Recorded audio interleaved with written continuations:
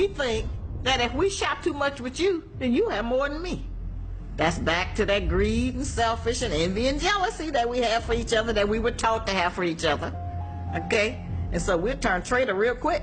In many cases, if you're an African-American person and you're isolated and you still make a lot of money, because you're isolated, you're still going to be vulnerable.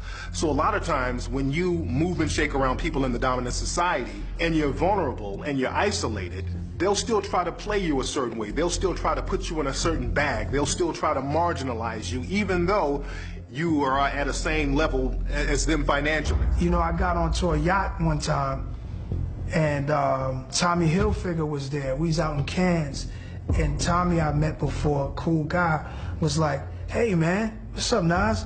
You gonna rap for us?" And I was like, man, I was like, nigga. It goes against the nature of European democracy for African people to be successful. And when there is success, there will be repercussions to those who may not be able to defend themselves as the ones who are having success.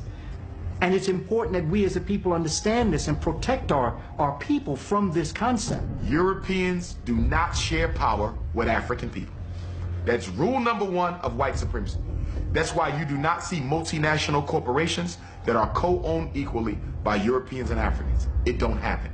Michael Jackson was one of the few African-American people who slipped through the cracks. Michael Jackson manipulated the game, and he got into a position where he did a deal with the Japanese and ended up owning half of the publishing of most of the music artists in the country, or in the world for that matter. And because the dominant society does not like to share power with African people, he became a target because he was in a position by himself and he became vulnerable. And we see what happened to him. Black people had access to wealth. Let's go to capitalism. Because in order for capitalism to work, you gotta have what? A large pool of unemployed people. If you ain't got broke people, you don't get rich. That's how capitalism works. It exploits the poor.